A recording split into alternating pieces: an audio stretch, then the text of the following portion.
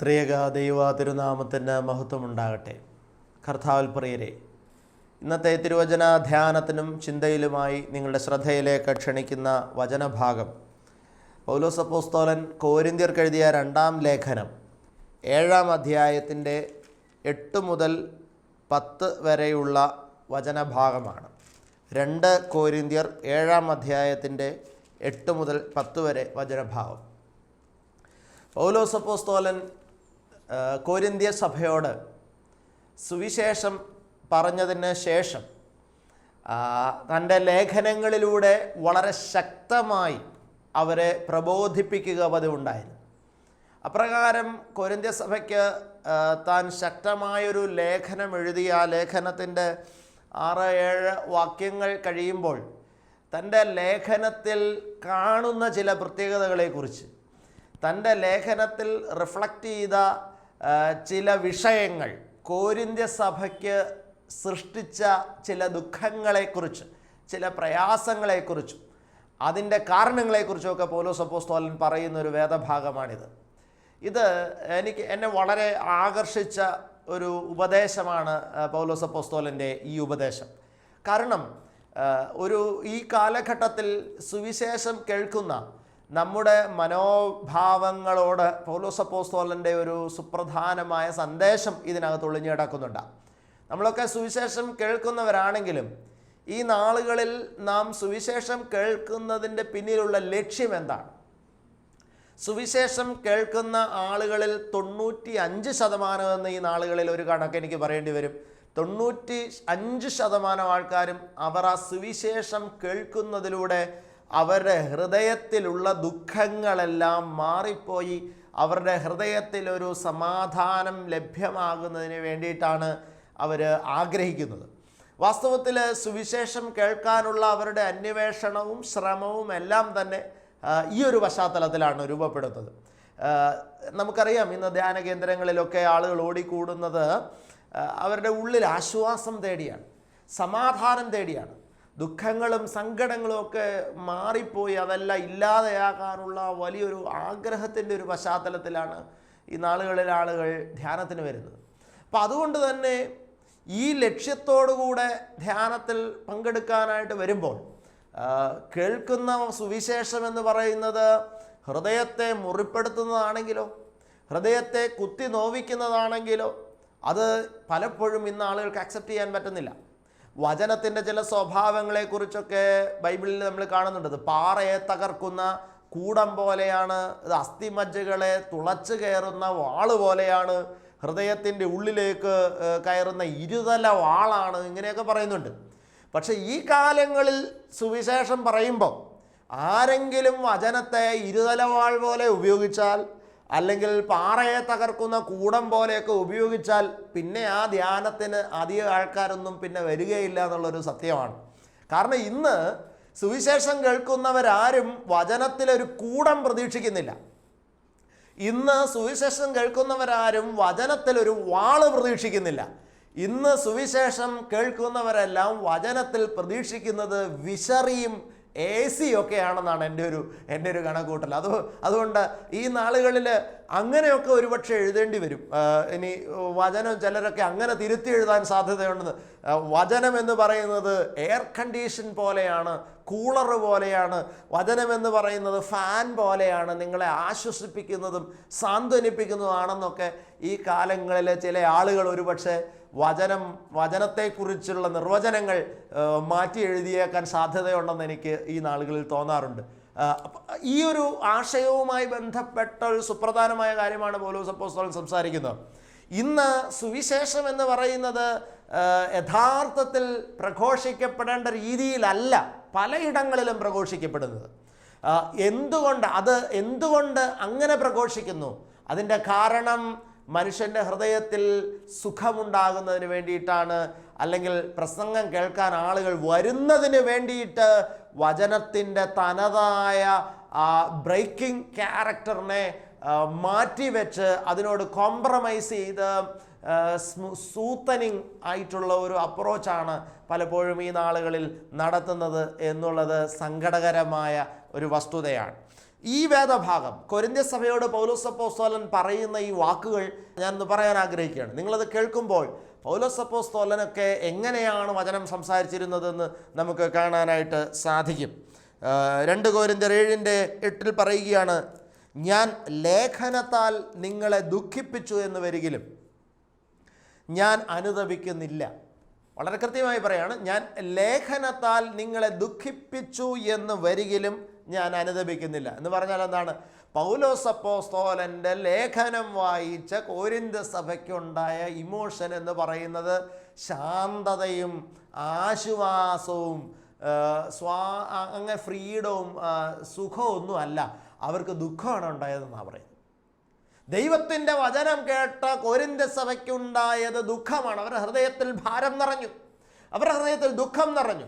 എന്നിട്ട് പൗലോസ് പറയാണ്, നിങ്ങളെ ഞാൻ ദുഃഖിപ്പിച്ചതിൽ ഞാൻ അനുതപിക്കുന്നുമില്ല, ആ ദുഃഖം നിങ്ങൾക്കുണ്ടായത് നന്നായി എന്ന് തന്നെയാണ് പൗലോസ് അപ്പോസ്തലൻ പറയുന്നത്. എന്നിട്ട് പറയുകയാണ്, ആ ലേഖനം നിങ്ങളെ കുറേ നേരത്തേക്കെങ്കിലും ദുഃഖിപ്പിച്ചു എന്ന് കാണുന്നത് കൊണ്ട് മുമ്പേ അനുതപിച്ചു എങ്കിലും ഇപ്പോൾ ഞാൻ സന്തോഷിക്കുന്നു. പൗലോസിനൊരു ചെറിയ സങ്കടം ഉണ്ടായി.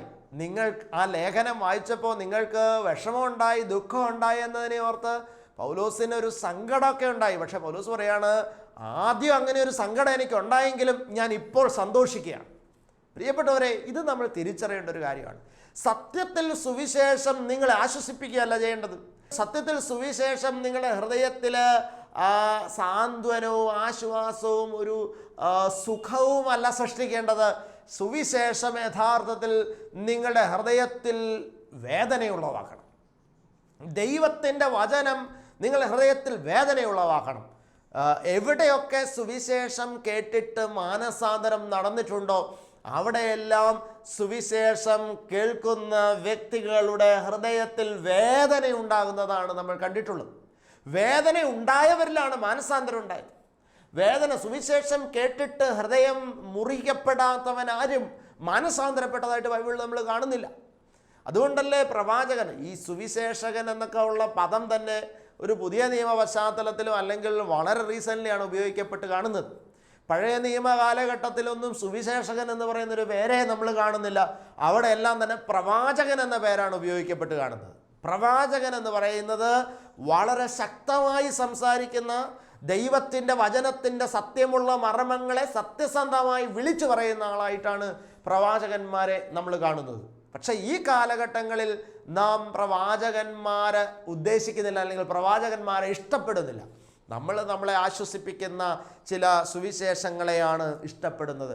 പൗലോസ് അപ്പോസ്തലൻ തീമോത്തിയോസിന് എഴുതിയ ലേഖനത്തിലും ഇതിനെക്കുറിച്ച് പറയുന്നതായിട്ട് നമ്മൾ കാണുന്നുണ്ട്. 2 തീമോത്തിയോസ് 4-ാം അധ്യായത്തിൻ്റെ 3-ാമത്തെ വാക്യത്തിലേക്ക് നമ്മൾ കടന്നു വരുമ്പോൾ പൗലോസ് അപ്പോസ്തലൻ സംസാരിക്കുന്ന ഒരു പ്രധാനപ്പെട്ട വാക്യം കാണുന്നുണ്ട്. 2 തീമോത്തി 4:3 ഇങ്ങനെയാണ് അവിടെ എഴുതിയിരിക്കുന്നത്: അവർ പഥ്യോപദേശം പൊറുക്കാതെ കർണരസമാകുമാറ് സ്വന്തം മോഹങ്ങൾക്കൊത്തവണ്ണം ഉപദേഷ്ടാക്കന്മാരെ പെരുക്കുകയും സത്യത്തിന് ചെവി കൊടുക്കാതെ കെട്ടുകഥ കേൾപ്പാൻ തിരിയുകയും ചെയ്യുന്ന കാലം വരും. പ്രിയപ്പെട്ടവരെ, ഇത് ഈ കാലഘട്ടത്തെക്കുറിച്ച് പൗലോസ് അപ്പോസ്തലൻ മുൻകൂട്ടി കണ്ടു പറഞ്ഞതാണെന്ന് എനിക്ക് തോന്നുന്നു. ഇത് അന്ത്യകാലവുമായി ബന്ധപ്പെട്ടുള്ള ചില കാര്യങ്ങൾ പറയുകയാണ്. 3-ാം അധ്യായത്തിൻ്റെ ആദ്യവാക്യത്തിൽ പറയുന്നത് അന്ത്യകാലത്ത് ദുർഘട സമയങ്ങൾ വരുമെന്നറിയുക. അപ്പോൾ അന്ത്യകാലത്ത് വരാൻ പോകുന്ന ഓരോ കാര്യങ്ങളെക്കുറിച്ച് പറഞ്ഞ് ആണ് വരുമ്പോഴാണ് ഈ കാര്യം പറയുന്നത്. അവർ പഥ്യോപദേശം പൊറുക്കാതെ കർണരസമാകുമാറ് സ്വന്തം മോഹങ്ങൾക്കൊത്തവണ്ണം. കണ്ടോ, പഥ്യോപദേശം എന്ന് പറഞ്ഞാൽ സത്യത്തിൻ്റെ ഉപദേശം, സാരോപദേശം. സത്യമായി ഉപദേശിക്കുന്നത് ഇഷ്ടപ്പെടുകയല്ല. ദൈവത്തിൻ്റെ വചനം പച്ചയ്ക്ക് സത്യസന്ധമായി പറയുന്നത് ഇഷ്ടപ്പെടുകയല്ല. എന്നിട്ട് എന്ത് സംഭവിക്കും? പഥ്യോപദേശം ഇഷ്ടപ്പെടാതെ എന്ത് ചെയ്യുന്നു? അവർ കർണരസമാകുമാർ എന്ന് പറഞ്ഞാൽ ചെവിക്ക് രസം കിട്ടുന്ന രീതിയിൽ, ചെവിക്ക് സുഖം കിട്ടുന്ന രീതിയിൽ ഉള്ള സ്വന്തം മോഹങ്ങൾക്കൊത്തവണ്ണം എന്ന് പറഞ്ഞാൽ എന്താ? എൻ്റെ മോഹത്തെ തൃപ്തിപ്പെടുത്തുന്നവണ്ണം. ഞാനൊരു ഉദാഹരണം പറയാം. സ്വന്തം മോഹങ്ങൾക്കൊത്തവണ്ണം എന്ന് ഉള്ളതിനൊരു ഉദാഹരണം പറയാം. ഇപ്പം ഞാൻ എനിക്ക് ഒരു രോഗമാണ്, ഞാൻ ആ രോഗത്തിൻ്റെ സൗഖ്യം ആഗ്രഹിക്കുന്നു, ആ രോഗത്തിൻ്റെ സൗഖ്യം പ്രതീക്ഷിച്ചിട്ടാണ് ഞാനൊരു പ്രാർത്ഥനാ കൂട്ടായ്മയിൽ പോയിരിക്കുന്നതെന്ന് പറയാം. അപ്പോൾ അവിടെ പ്രൊഫറ്റിക്കായിട്ട് സംസാരിക്കുന്ന ഒരു സുവിശേഷകൻ വളരെ ശക്തമായി പറയുകയാണ്, ഹേ മനുഷ്യ, നിന്റെ പാപമാണ് നിന്റെ ഈ രോഗാവസ്ഥയിൽ എത്തിച്ചത്, നിന്റെ പാപമാണ് നിന്നെ ഈ രോഗാവസ്ഥയിൽ എത്തിച്ചത്. നീ ഇന്നലകളിൽ ചെയ്ത തിന്മയുടെ അനുഭവത്തെക്കുറിച്ച് നീ തിരിച്ചറിയുകയും നീ പശ്ചാത്തപിക്കുകയും വേണമെന്ന് വളരെ ശക്തമായി സംസാരിച്ച് എൻ്റെ പാപത്തെ കൃത്യമായി എനിക്ക് വിരൽ ചൂണ്ടി കാണിക്കുമ്പോൾ സത്യത്തിൽ എനിക്ക് ആ പ്രസംഗം പലപ്പോഴും ഇഷ്ടപ്പെടുകയില്ല. അവിടെ ഞാൻ എക്സ്പെക്റ്റ് ചെയ്യുന്നത് മറ്റൊന്നാണ്. എൻ്റെ മോഹം രോഗസൗഖ്യമല്ലേ. അവിടെ ഞാൻ എക്സ്പെക്റ്റ് ചെയ്യുന്നതാണ്, അധ്വാനിക്കുന്നവരും ഭാരം വഹിക്കുന്നവരുമേ, നിങ്ങൾ എൻ്റെ അടുക്കൽ വരുവിൻ, ഞാൻ നിങ്ങളെ ആശ്വസിപ്പിക്കാം. യേശു ഒരുപാട് രോഗികളെ തൊട്ട് സുഖപ്പെടുത്തിയതാണ്. അതുകൊണ്ട് എൻ്റെ കർത്താവ് ഇപ്പോൾ ഇവിടെ ഇരിക്കുന്ന രോഗിയായ നിന്റെ ശരീരത്തിൽ തൊട്ട് സമ്പൂർണമായ സൗഖ്യത്തിലേക്ക് നിന്നെ ഇപ്പോൾ നയിക്കും, എല്ലാ രോഗബന്ധനങ്ങളും വിട്ടുപോകട്ടെ എന്ന് പറയുന്ന ഒരു വചനം, എന്ന് പറയുന്നൊരു സുവിശേഷം എൻ്റെ മോഹത്തിനൊത്തവണ്ണമുള്ള സുവിശേഷമാണ്. കാരണം എൻ്റെ മോഹം ഈ രോഗം വിട്ടുപോകാനാണ്. എൻ്റെ മോഹത്തിനൊത്തവണ്ണമുള്ള സുവിശേഷമാണത്. എന്നാൽ ആദ്യം പറഞ്ഞതുപോലെ, ഹേ മനുഷ്യ, നിന്റെ പാപമാണ് നിന്നെ രോഗത്തിലേക്ക് നയിച്ചത്, അതുകൊണ്ട് നീ നിന്റെ പാപത്തെ ഓർത്ത് പശ്ചാത്തപിക്കുക എന്ന് പറയുമ്പോൾ അതെനിക്ക് ഇഷ്ടപ്പെടുകയില്ല.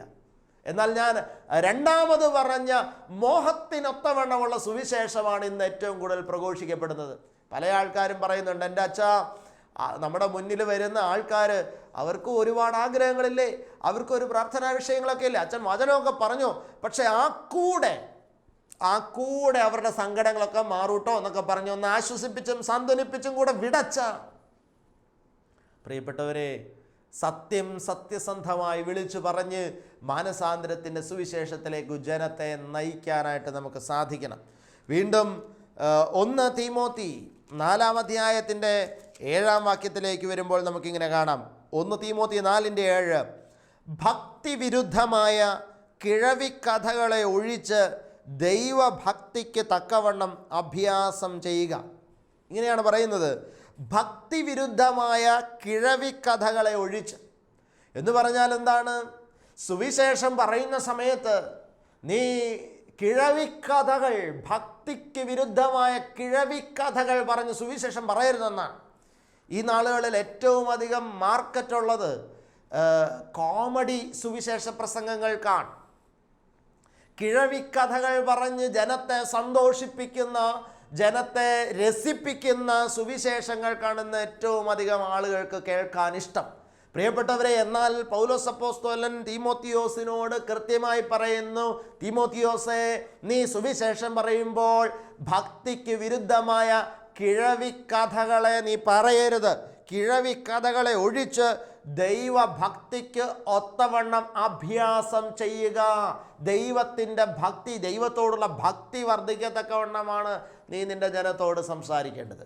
ഇത് വളരെ പ്രധാനപ്പെട്ട ഒരു സന്ദേശമാണ് സുവിശേഷവുമായി ബന്ധപ്പെട്ട് എന്നുള്ളത് നമ്മൾ തിരിച്ചറിയണം. വീണ്ടും 2 കൊരിന്ത്യർ 10-ാം അധ്യായത്തിൻ്റെ 9-ാം വാക്യത്തിൽ പറയുന്നുണ്ട്. 2 കൊരിന്ത്യർ 10:9 ശ്രദ്ധിക്കണം. ഇങ്ങനെയാണ് പറയുന്നത്, ഞാൻ ലേഖനങ്ങളെ കൊണ്ട് നിങ്ങളെ പേടിപ്പിക്കുന്നു എന്ന് തോന്നരുത്. അതിൻ്റെ 8-ാം വാക്യം പറയുകയാണ്, നിങ്ങളെ ഇടിച്ചു കളയുവാനല്ല, പണിയുവാനത്രേ കർത്താവ് ഞങ്ങൾക്ക് തന്ന അധികാരത്തെക്കുറിച്ച് ഒന്നും അധികം പ്രശംസിച്ചാലും ഞാൻ ലജ്ജിച്ചു പോവുകയില്ല. ഞാൻ ലേഖനങ്ങളെ കൊണ്ട് നിങ്ങളെ പേടിപ്പിക്കുന്നു എന്ന് നിങ്ങൾ കരുതരുത്.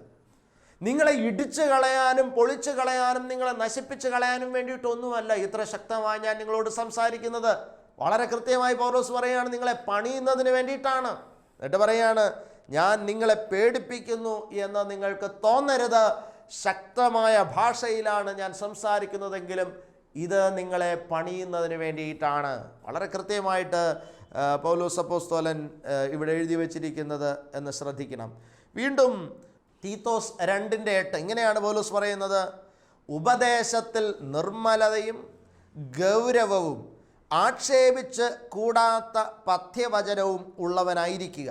ഉപദേശത്തിൽ നിർമ്മലതയും ഗൗരവവും ആക്ഷേപിച്ചു കൂടാത്ത പഥ്യവചനവും ഉള്ളവനായിരിക്കുക.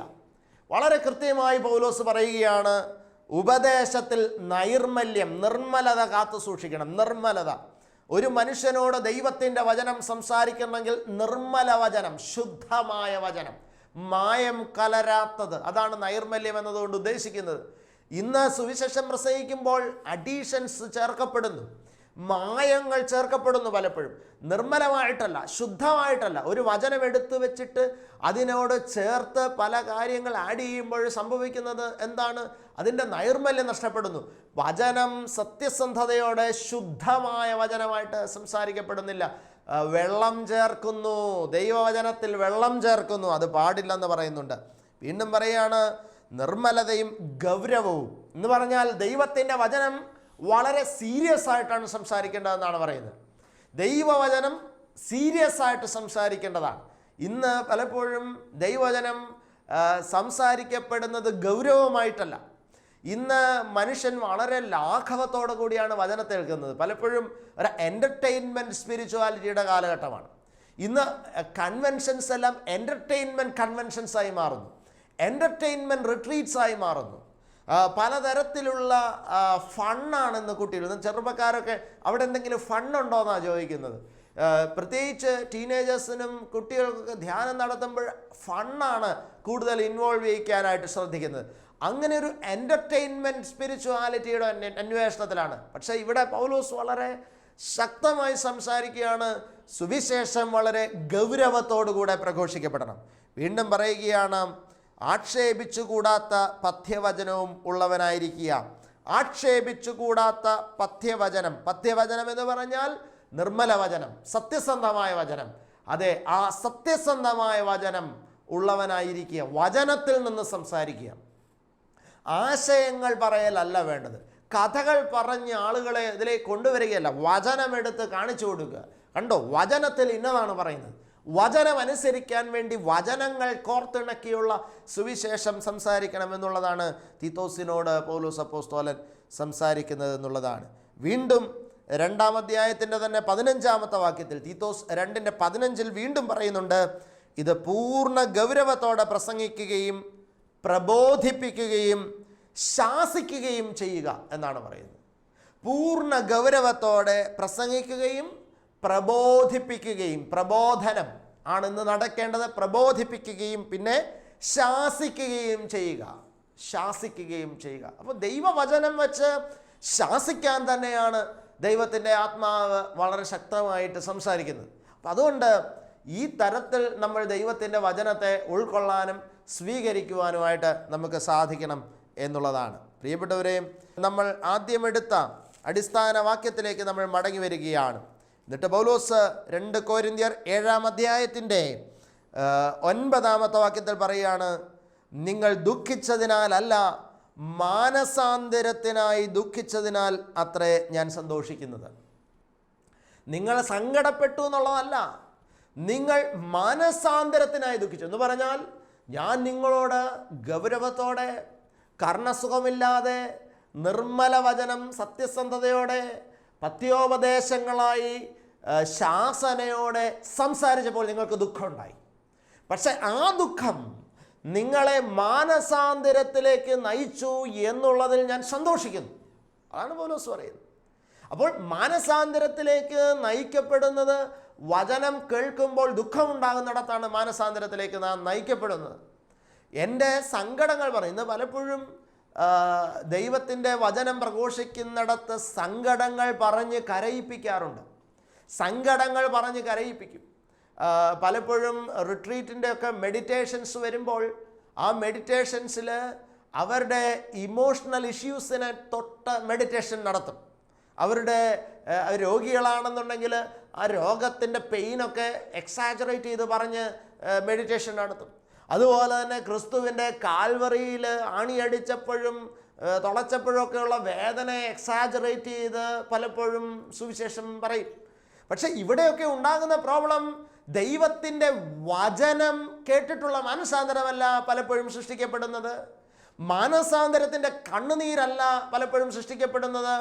അവരുടെ ഇമോഷണൽ ആയിട്ടുള്ള ആ മേഖലകളിൽ തൊടുമ്പോൾ അവരുടെ പെയിൻഫുള്ളായിട്ടുള്ള മേഖലയിൽ തൊടുമ്പോൾ സൃഷ്ടിക്കപ്പെടുന്ന കണ്ണുനീരാണ് പലപ്പോഴും വരുന്നത്, മാനസാന്തരത്തിൻ്റെ കണ്ണുനീരല്ല.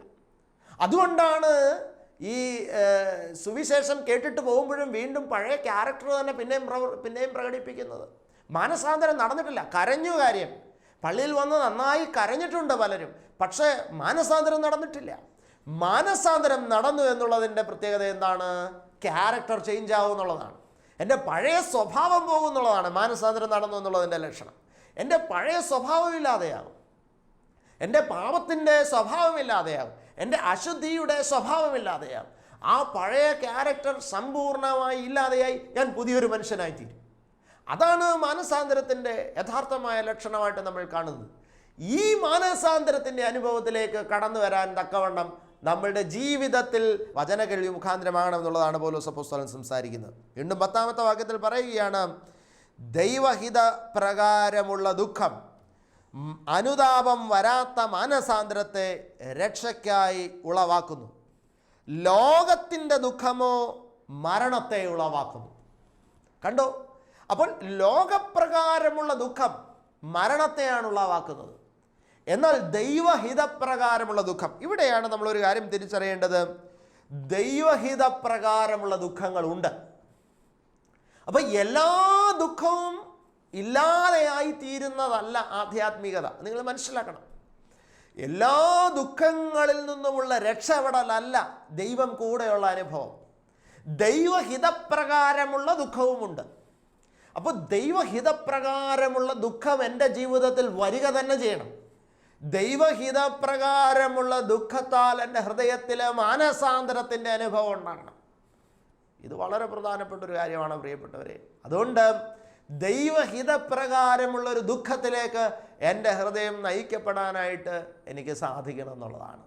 അതിന് ദൈവം നിങ്ങളെ ഒരുക്കട്ടെ എന്നുള്ളതാണ്. ദൈവഹിതപ്രകാരമുള്ള ദുഃഖം എന്നുള്ളത് എന്താണ്? അത് വചനം കേൾക്കുമ്പോൾ നിന്നിലുണ്ടാകുന്ന ദുഃഖമാണ്. യഥാർത്ഥ സുവിശേഷം കേൾക്കുമ്പോൾ വചനം കേട്ട് അത് എൻ്റെ ജീവിതവുമായിട്ട് കമ്പാരിസൺ നടത്തി എൻ്റെ ജീവിതത്തിൽ ഞാൻ കടന്നു പോകുന്ന ആ പാവാവസ്ഥയെക്കുറിച്ചുള്ള അവബോധം എനിക്കുണ്ടായി കഴിയുമ്പോൾ എനിക്ക് ഒരു ദുഃഖം ഉണ്ടാകും, എനിക്കൊരു സങ്കടം ഉണ്ടാകും, എനിക്ക് ഒരു പശ്ചാത്താപം ഉണ്ടാകും. ആ പശ്ചാത്താപം രക്ഷയിലേക്ക് നയിക്കുന്നു. അപ്പോൾ ആത്യന്തികമായി എൻ്റെ ദുഃഖം രക്ഷയിലേക്ക് നയിക്കപ്പെടണമെങ്കിൽ ലോകപ്രകാരം കുറേ ദുഃഖിച്ചിട്ടൊന്നും കാര്യമില്ല. ആത്യന്തികമായി എൻ്റെ ദുഃഖം രക്ഷയിലേക്ക് നയിക്കണമെങ്കിൽ ഞാൻ ദുഃഖിക്കേണ്ടത് വചനപ്രകാരമാണ് ദുഃഖിക്കേണ്ടത്. അതെൻ്റെ മാനസാന്തരത്തിനും രക്ഷയ്ക്കും മുഖാന്തരമായി തീരുന്നു എന്നുള്ളത് നമ്മൾ തിരിച്ചറിയേണ്ടതായിട്ടുണ്ട്. അതുകൊണ്ട് ഇന്ന് ദൈവത്തിൻ്റെ വചനം നിങ്ങൾ കേൾക്കുമ്പോൾ നിങ്ങൾ സത്യസന്ധമായി തിരിച്ചറിയേണ്ട ഒരു കാര്യമുണ്ട്. എൻ്റെ ജീവിതത്തിൽ ഞാൻ സുഖം പകരുന്ന സുവിശേഷം തേടിപ്പോകരുത്. എൻ്റെ കാതിന് സുഖം പകരുന്ന സുവിശേഷം തേടിപ്പോകരുത്. എൻ്റെ ഇമോഷണൽ ഇഷ്യൂസിനെ ഹീൽ ചെയ്യിക്കുന്ന സുവിശേഷം തേടിയല്ല നിങ്ങൾ പോകേണ്ടത്. ഹീലിംഗ് ഒക്കെ തീർച്ചയായിട്ടും ഉണ്ടാകും. ഹീലിംഗ് ഉണ്ടാകില്ലെന്നല്ല ഞാൻ പറയുന്നത്. ഹീലിംഗ് ഉണ്ടാകും. എപ്പോൾ? യഥാർത്ഥ ഹീലിംഗ് നടക്കുന്നത് വചനത്താൽ വിടുതൽ നടക്കുമ്പോഴാണ്. വചനം കേട്ട് മാനസാന്തരം സംഭവിക്കുമ്പോൾ എന്നിൽ ഹീലിംഗ് നടക്കണം. അങ്ങനെ നടക്കണം. അല്ലാതെ അതൊരു വൈകാരികമായ തലത്തിൽ ഉണ്ടാകേണ്ട ഒരു സൗഖ്യമല്ല എന്നിൽ ഉണ്ടാകേണ്ടത്. വചനം സൃഷ്ടിക്കുന്ന മാനസാന്തരത്താലുള്ള രക്ഷയും വിടുതലും എൻ്റെ ഉള്ളിൽ സൗഖ്യമായി പരിണമിക്കണം. അങ്ങനെയുള്ള ഒരു പരിണാമത്തിലേക്കുള്ള അന്വേഷണം. അതുകൊണ്ട് പച്ചയായി ദൈവത്തിൻ്റെ വചനം സംസാരിക്കുന്ന, കോംപ്രമൈസ് ഇല്ലാതെ നിർമ്മല സുവിശേഷം സംസാരിക്കുന്ന ഇടങ്ങൾ തേടി നിങ്ങൾ പോകണമെന്നുള്ളൊരു അന്വേഷണമാണ് ഇന്നെനിക്ക് നിങ്ങളോട് പറയാനുള്ളത്. നിങ്ങളുടെ വൈകാരികതയെ തൃപ്തിപ്പെടുത്തുന്ന, നിങ്ങളുടെ മോഹത്തിനൊത്തവണ്ണം സുവിശേഷം പറയുന്നവരെ നിങ്ങൾ പെരുപ്പിക്കരുത്. ദൈവത്തിൻ്റെ വചനം സത്യസന്ധമായി പറയുന്നിടത്ത് നിങ്ങൾ വചനം തേടണം. ആ വചനം നിങ്ങളെ മാനസാന്തരത്തിലേക്ക് നയിക്കണം. ആ മാനസാന്തരം നിങ്ങളെ രക്ഷയിലേക്ക് നയിക്കണം. അതിന് ദൈവത്തിൻ്റെ പരിശുദ്ധ റൂഹ നിങ്ങളെ സഹായിക്കട്ടെ എന്ന് ആശംസിച്ചുകൊണ്ട് വചന ശുശ്രൂഷ അവസാനിപ്പിക്കുകയാണ്. നമുക്ക് പ്രാർത്ഥിക്കാം. കരുണാസമ്പന്നനായ തമ്പുരാനെ, കേൾപ്പിച്ച വചനങ്ങൾക്കായി സ്തോത്രം. ഞങ്ങളുടെ ഉള്ളങ്ങളെ മാനസാന്തരത്തിലേക്ക് നയിക്കണമേ. യഥാർത്ഥമായ അനുതാപത്തിൻ്റെയും പശ്ചാത്താപത്തിൻ്റെയും ദൈവാനുഭവത്തിലേക്ക് ഞങ്ങളുടെ ഉള്ളങ്ങളെ അവിടുന്ന് എത്തിക്കുമാറാകണമേ എന്ന് പ്രാർത്ഥിക്കുന്നു. ഞങ്ങൾ കർണസുഖം പകരുന്ന സുവിശേഷം തേടി പോകാതെ സത്യവചനത്തെ തേടി യഥാർത്ഥ സ്വാതന്ത്ര്യത്തിലേക്ക് കടന്നു വരുവാൻ, അങ്ങനെ രക്ഷ സ്വന്തമാകുവാൻ ഞങ്ങളെ അവിടുന്ന് സഹായിക്കുമാറാകണമേ. ദൈവവചനം ഞങ്ങളെ ദുഃഖിപ്പിക്കുന്നുവെങ്കിൽ അത് നല്ലത് എന്ന് തിരിച്ചറിഞ്ഞ് അത് ഞങ്ങളുടെ മാനസാന്തരത്തിലേക്ക് വഴിതെളിക്കാൻ അവിടുന്ന് ഇടവരുത്തുമാറാകണമേ. വിശുദ്ധ മാതാവേ, സകല വിശുദ്ധരെ പിതാക്കന്മാരെ ഞങ്ങൾക്ക് വേണ്ടി അപേക്ഷിക്കണമേ. പിതാവിൻ്റെയും പുത്രൻ്റെയും പരിശുദ്ധാത്മാവിൻ്റെയും നാമത്തിൽ തന്നെ ആമേൻ.